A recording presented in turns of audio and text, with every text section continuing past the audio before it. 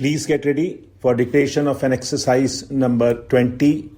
It is a legal passage from Progressive Magazine of August 2022.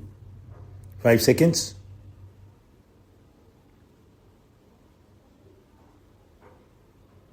Start.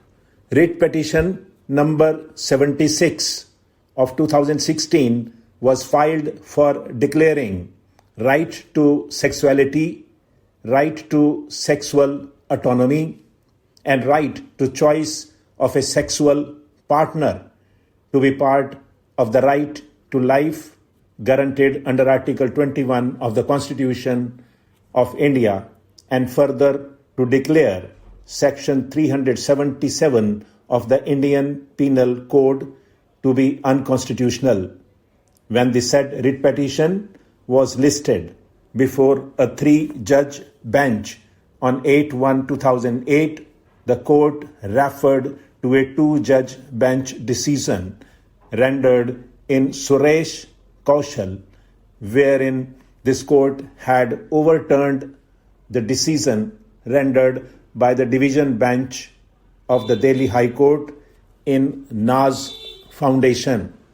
It was submitted by Mr. Arvind Datar, learned senior counsel, appearing for the writ petitioners on the said occasion that the 2-judge bench in Suresh Kaushal had been guided by social morality, leaning on majoritarian perception, whereas the issue in actuality needed to be debated upon in the backdrop of constitutional morality.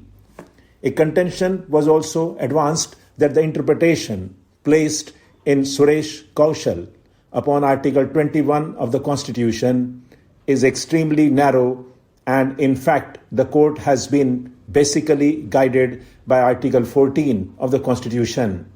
Reliance was placed on the pronouncement in Nalsa case, wherein this court had emphasized on gender identity and sexual orientation.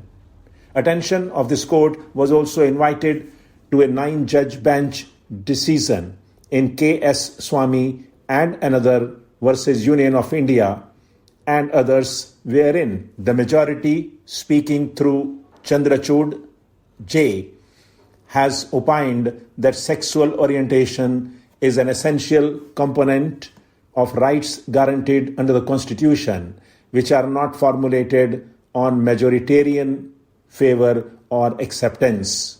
Kaul J., in his concurring opinion, referred to the decision in Mosley versus News Group Newspapers Limited to highlight that the emphasis for individuals' freedom to conduct his sex life and personal relationships as he wishes, subject to the permitted exceptions, countervails public interest.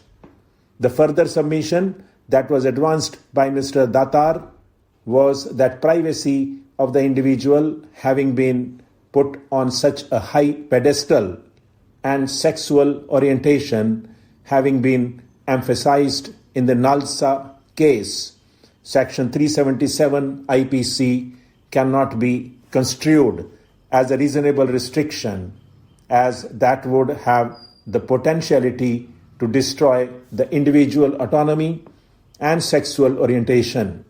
It is an accepted principle of interpretation that a provision does not become unconstitutional merely because of abuse. Appreciating the said submissions, the 3-judge bench stated that certain other aspects need to be noted. Section 377 IPC uses the phraseology carnal intercourse against the order of nature. The determination of order of nature is not a constant phenomenon.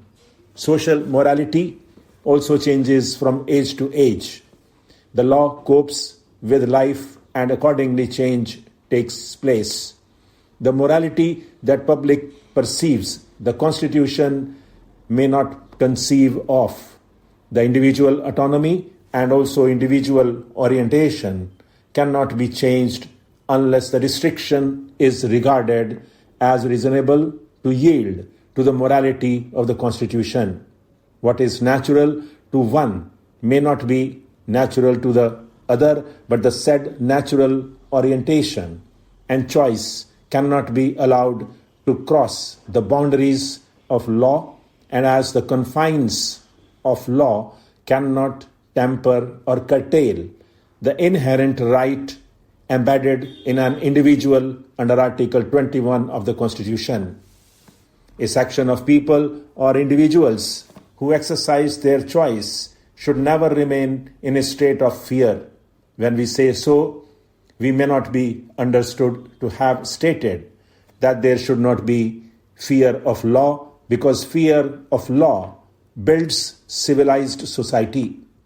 But that law must have the acceptability of the constitutional parameters. That is the litmus test. It is necessary to note in the course of hearing on a query being made, and Mr. Datar very fairly stated that he does not intend to change that part of section 377 which relates to carnal intercourse with animals, and that apart he confines to consenting acts between two adults. As far as the first aspect is concerned, that is absolutely beyond debate. As far as the second aspect is concerned, that needs to be debated. The consent between two adults has to be primary precondition. Otherwise, the children would become prey, and protection of the children in all spheres has to be guarded and protected.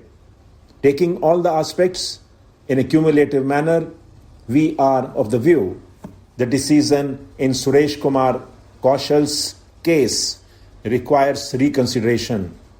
The three-judge bench expressed the opinion that the issues raised should be answered by a larger bench, and accordingly referred the matter to the larger bench.